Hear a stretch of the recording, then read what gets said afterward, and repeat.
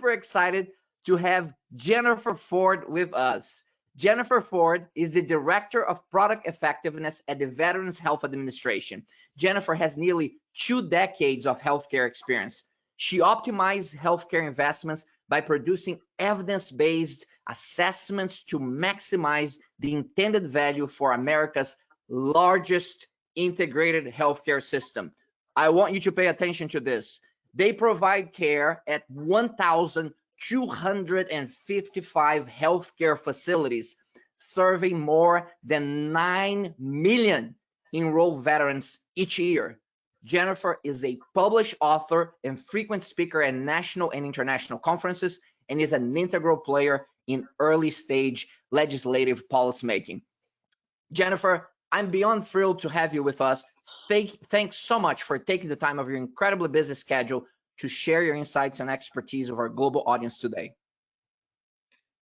Thank you, Jose, and thank you all for being here. You may have attended some of my presentations in the past, and if so, I am grateful that you have returned. In past speeches, I've discussed large, scalable healthcare transformations here at the Department of Veterans Affairs. But today, I'd like to discuss just how my organization actually optimizes healthcare value, as Jose said, for the largest healthcare organization in the US. So to start, I quote John Maxwell: "Change is inevitable, growth is optional." It is the growth that leads to positive innovations you see all around you. Businesses can choose to either lead the change and grow, or they can decide to adapt to other people's changes and conform to other standards. For a business, though, effectively transforming means you can maintain your current operations while exploring new initiatives that are meant to improve your business models and add value to your organization and, of course, to your stakeholders. But how do you know you're improving and maximizing your growth opportunities, or in other words, improving and maximizing the value from your investments by even transforming? This presentation attempts to provide you with this insight from our proven and unique methods of determining value and success in healthcare transformation. In healthcare, innovation and transformation is happening all around you and in real time. The VA has led healthcare innovation from the creation and inception of the electronic health record that was integrated across our nation over 50 years ago to leading the country in patient-centered care. We here at the VA really take to heart that transforming is keeping our veterans in wellness versus illness. We spend billions on healthcare each year and need to answer to our stakeholders, which, by the way, are a pretty tough crowd, being the veteran, the US citizen, and Congress. They all want to know, and rightfully so, what evidence do you have that what you're doing is working or is successful? As I mentioned, the Department of Veterans Affairs is the largest healthcare system in America. We have a $70 to $90 billion budget a year, any given year, and serves over 9 million veterans in over 1,000 facilities. Just imagine what 90 billion means. If I lined up dollar bills back to back or side by side with each other, it goes around the world 360 times. And as you can see here, we have over 377,000 employees in Veterans Health Administration alone. Just to compare that, Google has just over 135,000. We are talking about large-scale transformations. So where do we even start evaluating this? How do we even get going? Well, in 2003, the VA embarked on its major health information technology transformation. The idea was to overhaul the entire health IT infrastructure and all the systems with it, amounting to a multi-billion-dollar investment. Therefore, my organization, Product Effectiveness, was born. I'd like to share with you a video that foundationally describes the organization. This video was produced to help our internal stakeholders at the VA understand how the services we provide to them can help them realize the value of their efforts.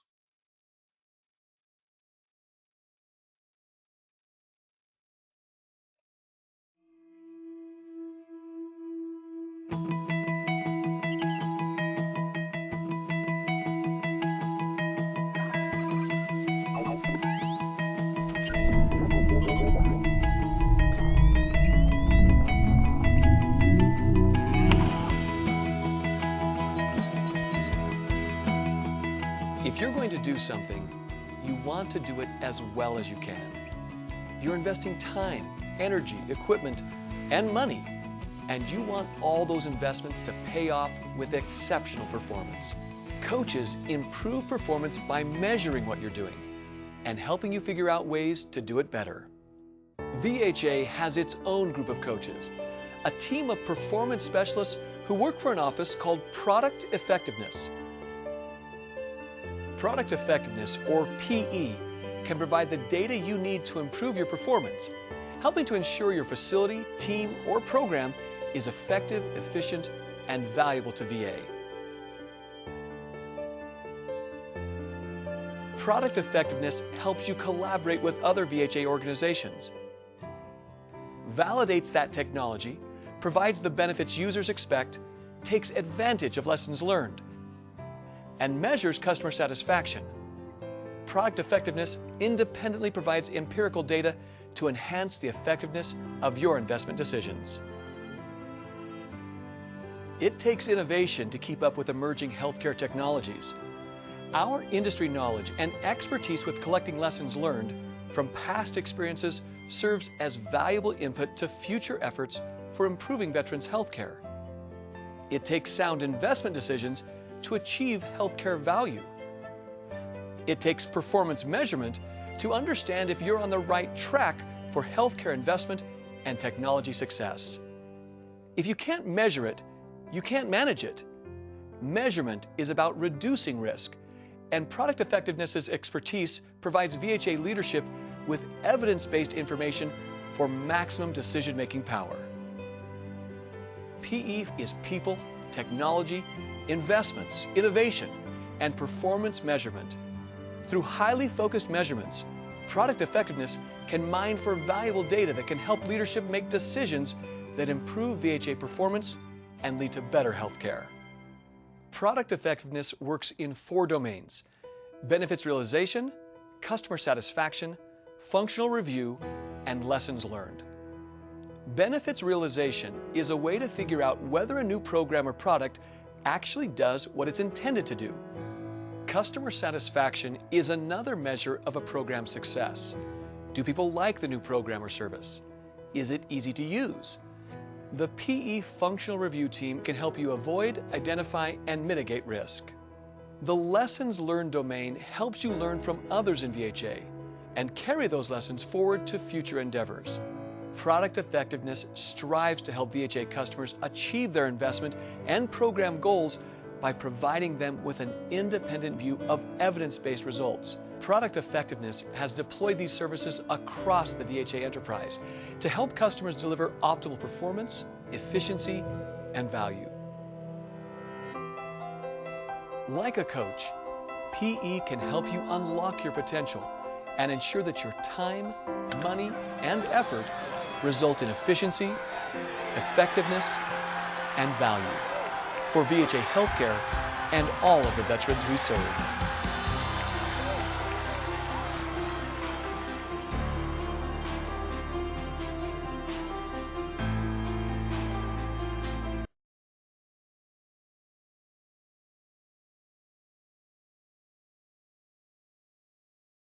All right.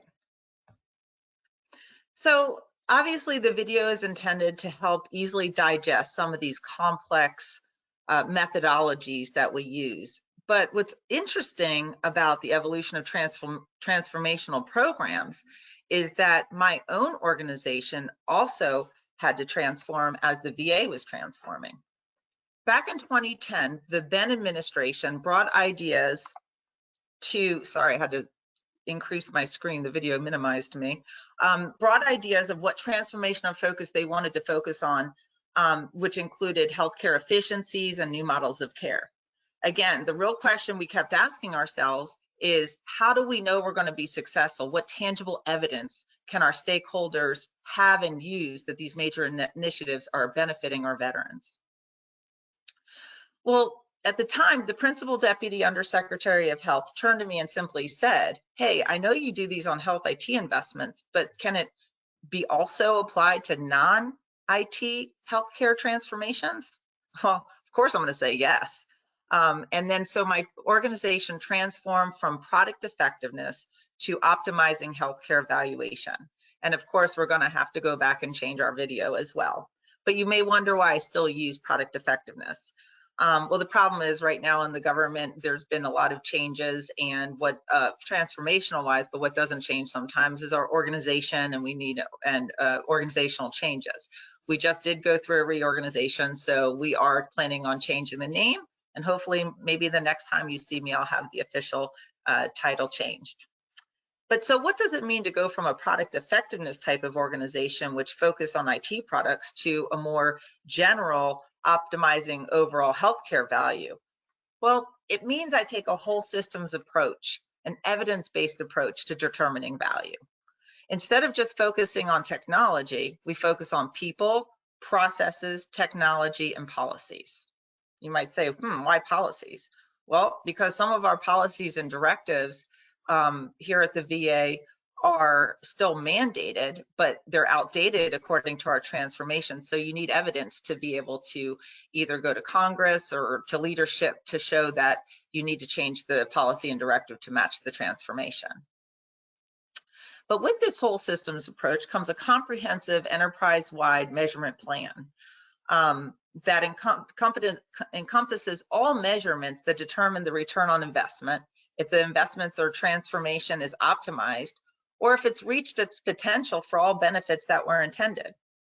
In contrast, the measurement also yields unintended consequences that perhaps prohibits change management, cost effectiveness, and brings up any risks that need to be attended to continue the transformation to progress forward.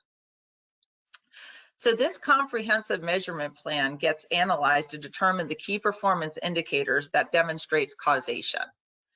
One of our issues that needed to be addressed early on in our methodology was this exact problem of collecting data, but did it have a causation factor to what we were trying to change? We assumed that we could use national quantitative measures as evidence-based information to determine whether a benefit had been realized. The one project I'm going to reference is actually our ICU technology that was being integrated into our clinical care environment. The objective, once implemented, was to really see these notable positive changes in, quality measures that people follow, such as central line associated bloodstream infection rates and MRSA infection rates. However, 6 months after the implementation, those measurements barely moved. We especially couldn't tell that the implementation of the project caused any of these measures to be affected. So are you telling me we just spent millions of dollars on a system that yielded no measurable results? What happened? Well, it's pretty easy. Most of the measures are really measures that take time to change and are predicated on complex change management in order to optimize before any causation can be achieved. So then you say, well, what are you going to do? You can't wait years before you prove that a multi-million-dollar investment is yielding results. So therefore, we adjusted the methodology to monitor these longer-term strategic measures and created more immediate, impactful optimizing measures, if you will. We call them foundational measures. We did more detailed workflow and business rule analysis, facility by facility, specialty by specialty. We were unable to uncover immediate return on investment because we could capture efficiencies right away.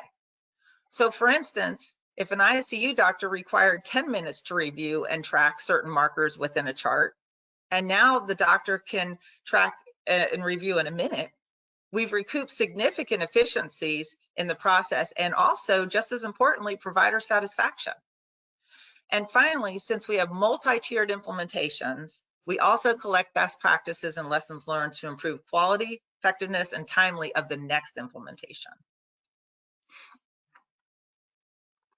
With the billions of dollars we spend per year and close to 400,000 employees, we have thousands of innovations, pilots, and ideas for change per year from the entire system. So how do I focus my resources, which are limited, to the most valuable investments? Well, each administration comes in and has sometimes similar goals and different goals and objectives that they want the VA and healthcare to progress in. They want to achieve in VA, much like a company's board of directors. So what you see here are the leading portfolios that align with leadership's transformational goals. I will discuss a few of them today. So one of our signature programs is learning optimization. This team collects all assessments that we produce, analyzes them across other assessments, maintains our institutional knowledge, mines data for best practices and lessons learned, disseminates findings across the enterprise, and reduces risk investment by ensuring that we don't repeat results that didn't go so well. In our knowledge data bank, we have 350 transformational projects encompassing 15,000 evidence-based assessments in several categories, as you can see here. The main categories in healthcare, really: access, pharmacy, lab, going down mobile technologies, telehealth technologies, interoperability, innovations, inpatient, outpatient surgery, the list goes on.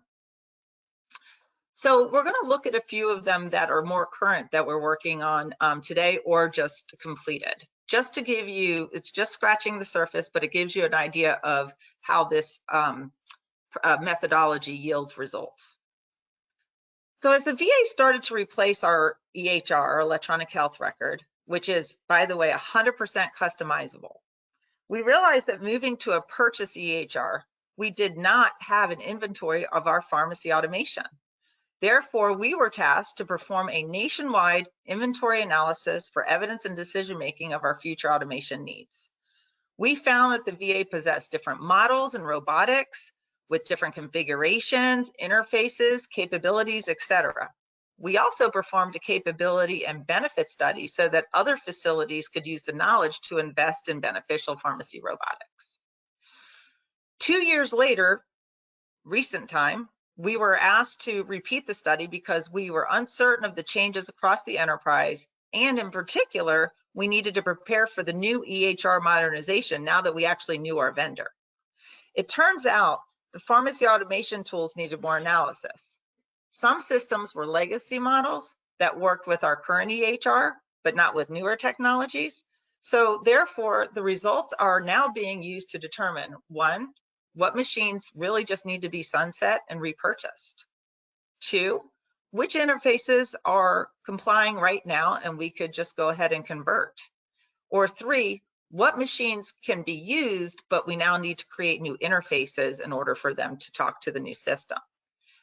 In either case, you can see that this can become an enormous expense to either create new interfaces or to have to repurchase these types of huge automation and robotics machines in general. So this business case that we're putting together really cannot be achieved without this whole system approach. Also in tow, we completed a nationwide pharmacy workforce assessment with over 3,200 respondents. So here at the VA, we process close to 600,000 prescriptions per day, and safely, I might add. But how many times have we ever even, checked to see how the pharmacists were doing? All of our pharmacies who fill them.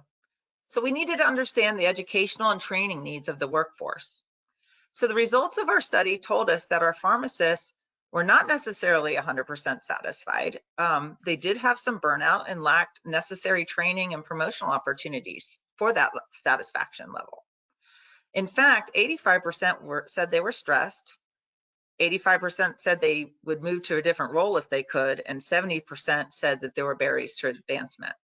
So you can only imagine how valuable this evidence-based information was for us to put in plans so that our pharmacists could then start to realize the benefits of our training and our promotional opportunities. Without the evidence, we might not be able to even get funding to look into these matters. Another example in this bucket is a lesson learned study we did regarding bed management and capacity management. So as you know, healthcare facilities around the world were overwhelmed with the overload of COVID cases and not being able to, and being able to quarantine COVID versus non-COVID patients. So initially we found that our medical centers were actually not consistently using the bed management system, which was created to document the capacity management in real time. Further, we realized that there was no requirement for national reporting. So COVID kind of made this a catalyst for us. So our assessment surfaced these issues and put in place recommendations for future efficiencies and effectiveness in our bed management and process and reporting. So high reliability organizations, or HRO, as you see here on the left, focus on leadership that are fully invested in an organization's effective communications, culture of safety, and process improvements. Becoming an HRO is one of our Undersecretary's major transformational initiatives today.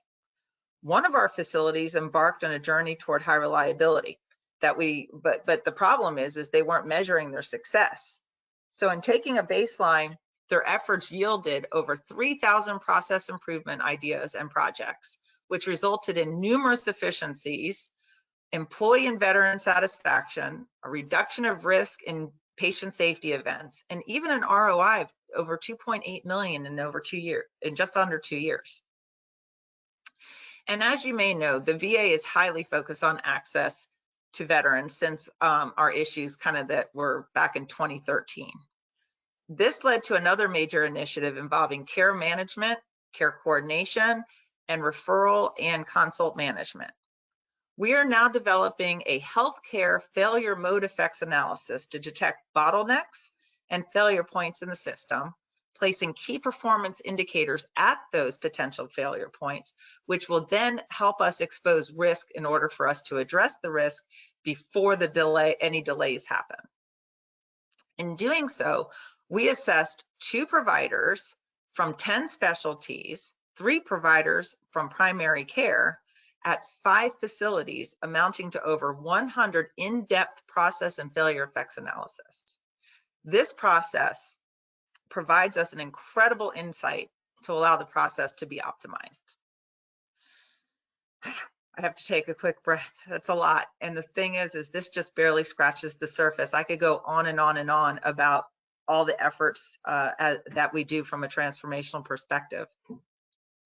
But the real question I think you're here for is, how do we do this? Optimizing investments and value requires you to measure and build on your successes. Once your stakeholders take hold of an innovation, the possibilities are endless. As such, business process reengineering begins, change management ensues, optimization gets cycled into the process, and the organization transforms. But here's the question: by how much and to what extent is the evidence that my organization provides, and also determines if more value can be achieved from the transformation? So this is our model, and as you can see, some of the names have changed from our video. We are kind of moving towards our new model. Benefits realization is the same.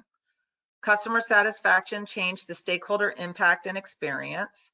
Functional reviews changing to systems impact and analysis. And lessons learned just simply changed to learning optimization, which is a better overall name for that organization.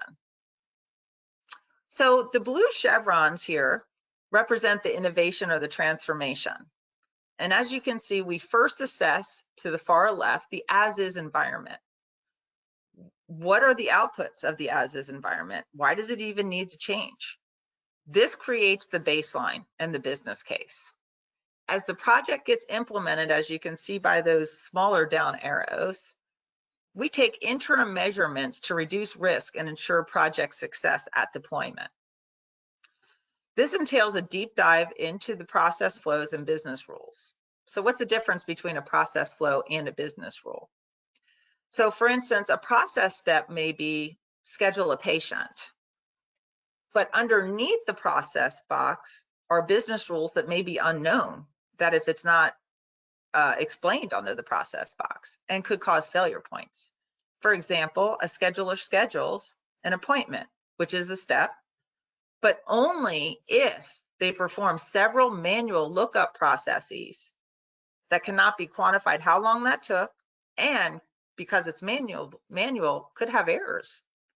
So as you can surmise, this level of detailed measurement is required throughout the implementation, not only to ensure the success, but if there's a hiccup at deployment, we have a better chance at looking back at the root cause analysis versus not having these incremental measures as insights. Once the transformation gets released to the enterprise, we really have our work cut out for us. So our first step is to measure at the 30-day mark. We take an initial measurement called a post-implementation review. We are looking for adoption, normalization, any quick wins, and lessons learned. It is also our first opportunity in determining when the next full measure should be taken. So in a very complex transformational implementation, we found that a minimum of 6 months is required to wait in order to show any meaningful results. Sometimes we've even had to take 9 months. Then we measure for about 3 years, year over year, because we found that that pretty much maxes your evaluation. But for a less complex implementation, we have found that in about 3 months, we can find meaningful results and then put it on a measurement interval after that. And then finally, you can see at the bottom, we take lessons learned all along the continuum. So now what I'm going to do, now that you've seen the video, we kind of put the names to the different process boxes. What I'm going to do is I'm going to pull it all together by walking one of our innovations through each step of this methodology. So because our scheduling and access to care transformation was so significant, and it pretty much went through every single one of these pieces for years, and unfortunately COVID has slowed down some of our transformations so that the measurements aren't as prevalent today in general, I'm going to go ahead and use this case study to walk you through the process. So first, the business case. What is the need for the change? Our scheduling system, believe it or not, was on a roll and scroll blue screen. You may say, hey, that alone will cause me to change, but it's actually a little bit more complex than that.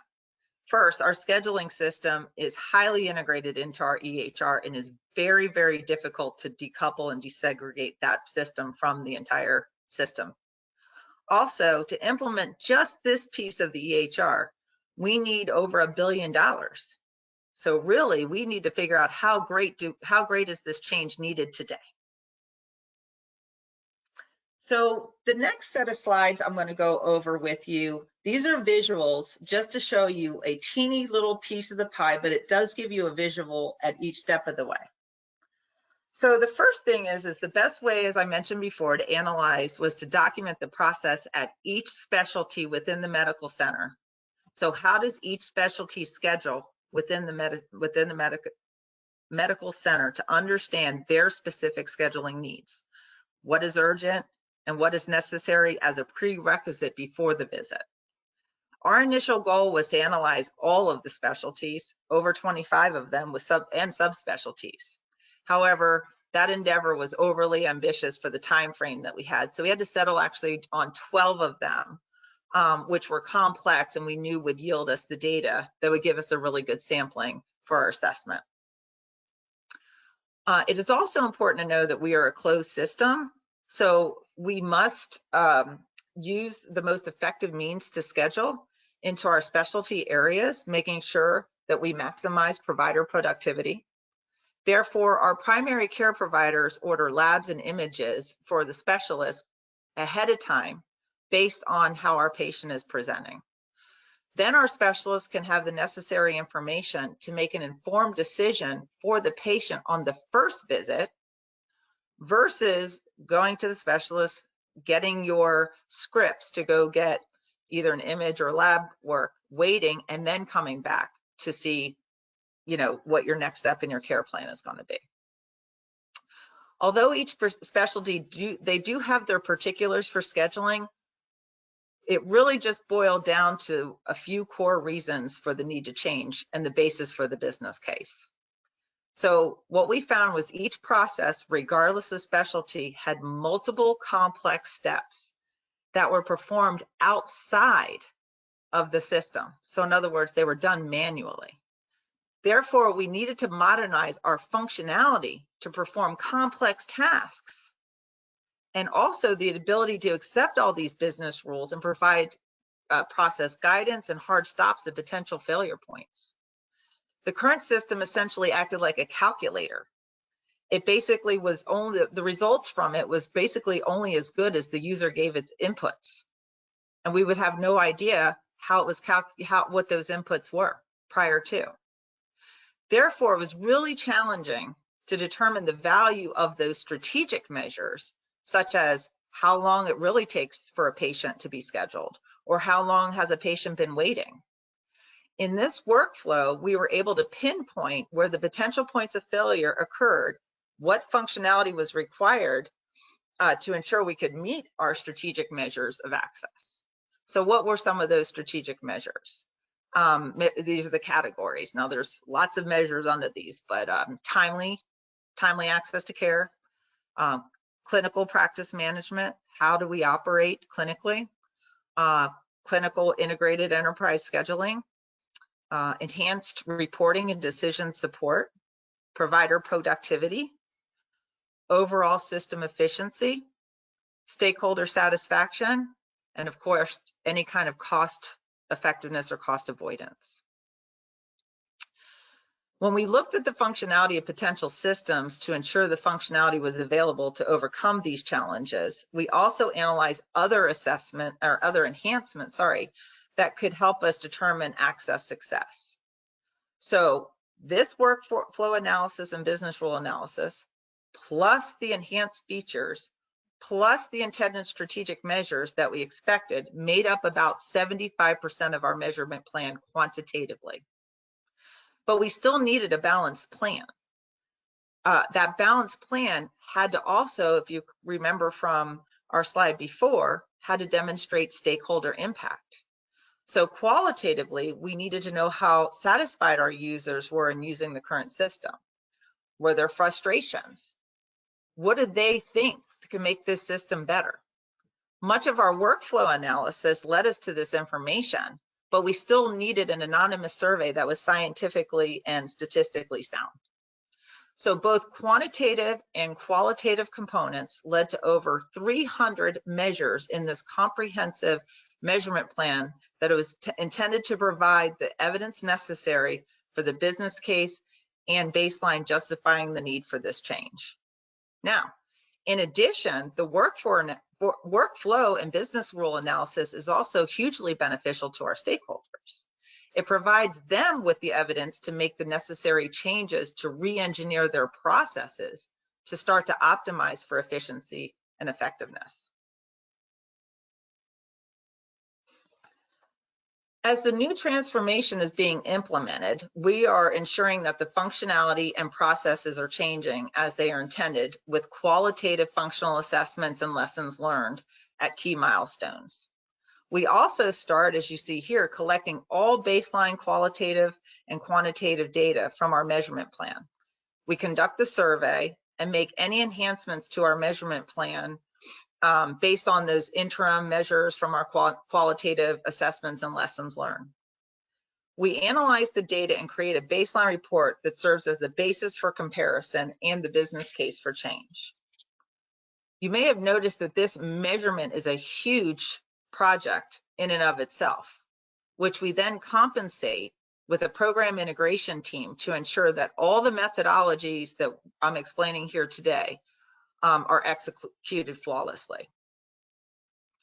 So after the transformation is implemented, as I mentioned previously, we'll do a 30-day post-implementation review to determine if the functional improvements and adoption of the new re-engineered process have been achieved. 9 times out of 10, we find similar results no matter what the transformation is. We document usually early adopters that try to use the new implementation to the fullest. They fully take advantage of all the new functionality and processes. Others may adopt change a little bit more slowly, but essentially they kind of continue their current processes until they're more comfortable with the change. And then of course, you're always going to have those that are resistant to change and may need a little bit more incentive. Now, this result follows the usual bell curve of change and adoption. So we share the initial assessment with our stakeholders and determine when the more complex post-measurement can and should begin. In this case, for our scheduling project, we actually only waited 4 months, even though I initially said 6 months, because there was a lot of there were a lot of eyes on this, quite frankly, and they wanted results as fast as possible. However, it was too soon of a measure. So we repeated the measurement with specific measures at the 7-month mark that gave us some very tangible results. So we repeated the process again by collecting data, analyzing it for causation, and compared the results to the baseline and determined how much value was obtained from the transformation. We were now able to effectively measure wait times, productivity of providers, and access to care more accurately. We can obtain reports in real time that gives us data for real-time decision making. The second measure also gives the stakeholders another evidence-based assessment for decision making and further optimization. But even more importantly, this report was enough evidence for Congress to grant us the funds to replace our scheduling system nationwide years ahead of the planned implementation that coincided with the EHR implementation. So just to summarize, our reports validate business cases, report key findings and results, provide tangible evidence for decision making, and allow for recommendations for future optimization and investment. So this is a quick and dirty, in a nutshell, what the entire process is. So this is the final summary. First major measure, look at business flows and technology workflow analysis. If there is a technology involved, create a comprehensive enterprise-wide measurement plan, which contains quantitative and qualitative measures, strategic and foundational measures.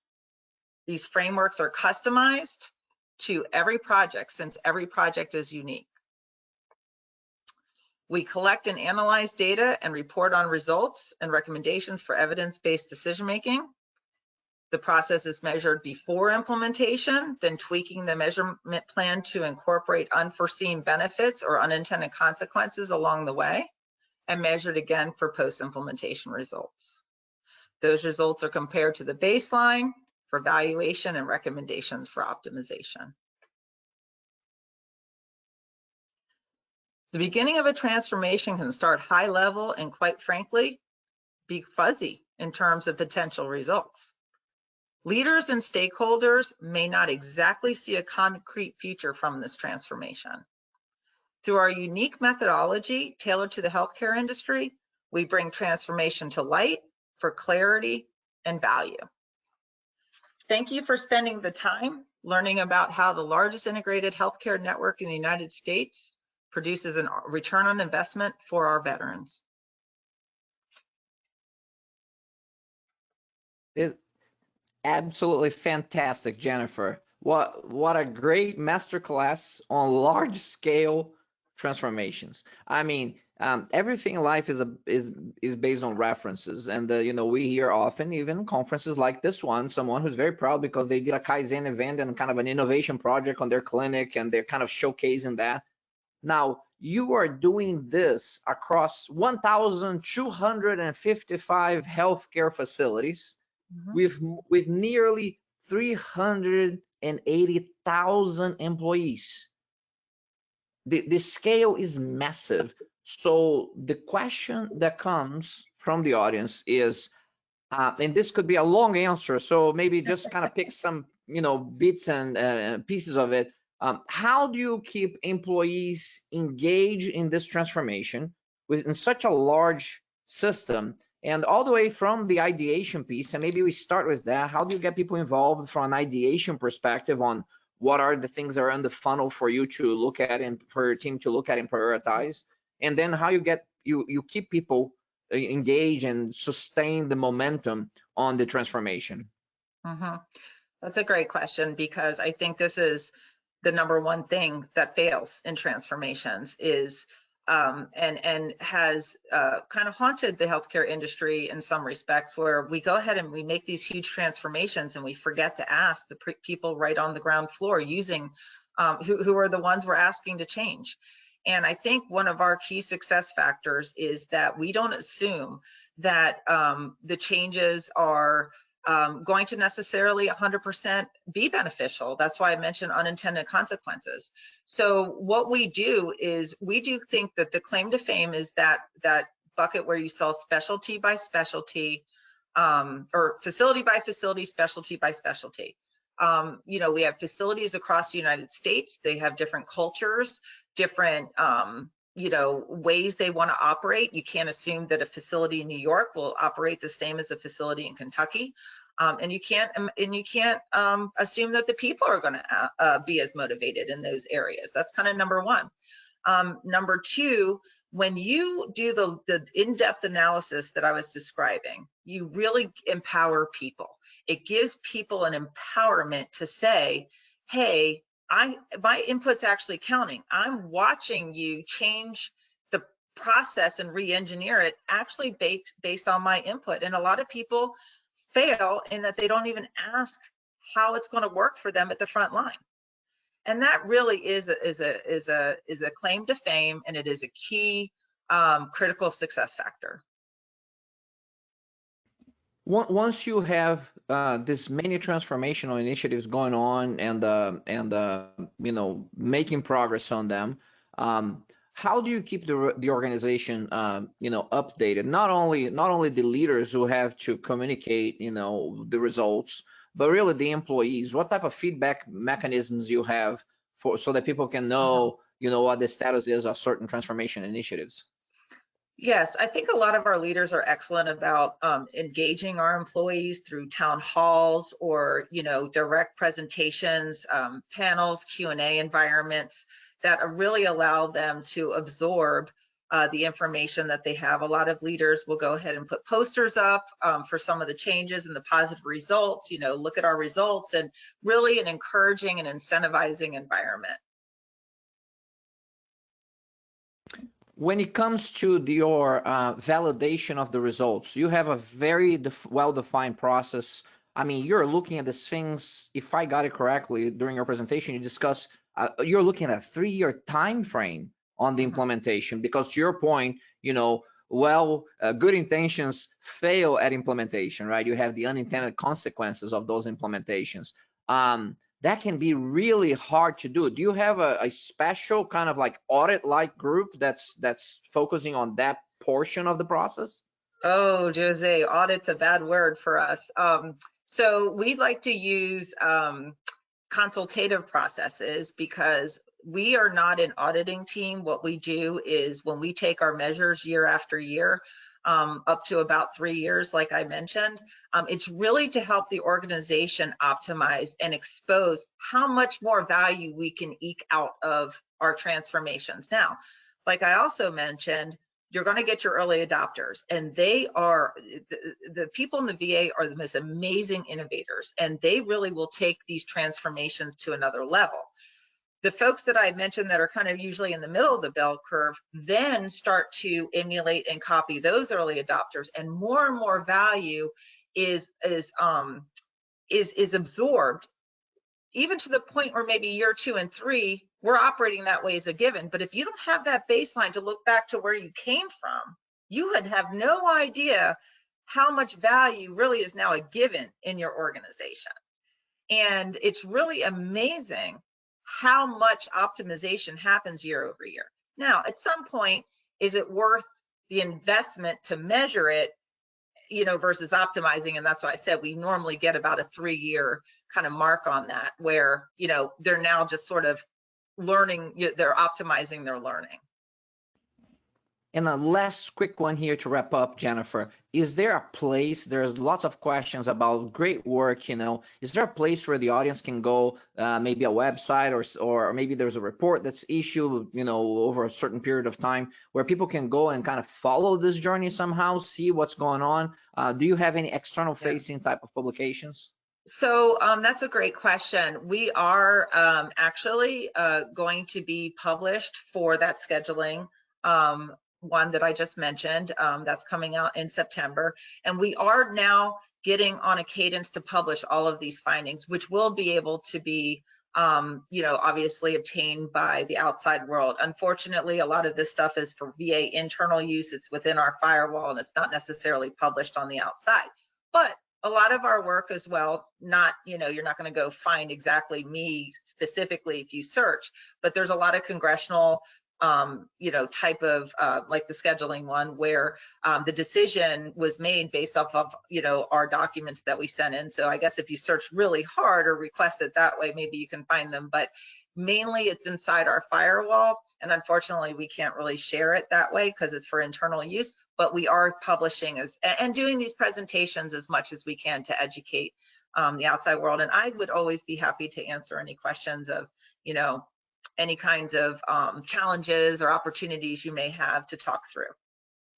That is so generous of you. Thank you so much, Jennifer, for taking the time amidst this tremendous transformation that's going on in the system to share your expertise with all of us. We're very grateful for that. Well, thank you, everybody. Ladies and gentlemen, that was Jennifer Ford, leader for this incredible transformation that's happening in the Veteran Health Administration, multi-year transformation, multi-billion-dollar, potentially the largest scale health transformation happening in the United States, if not in the world. So grateful for that. We're going to be taking a break now, and we're going to be back up at the top of the hour with a panel discussion on innovating the patient journey. And we're going to get some great people here with us. We're going to have Blue Prism and Abby, and we're going to have leaders on process improvement and technology talking to us about this innovation on the patient journey and what we can learn from that, and getting your questions in for them in real time, not only during the live Q&A in the end, but throughout their discussion, so that we can learn how we can bring new technologies, how we can bring new perspectives and approaches to the patient journey and innovating on that patient journey. So we're going to close this session for now. We open back up at the top of the hour. Thank you.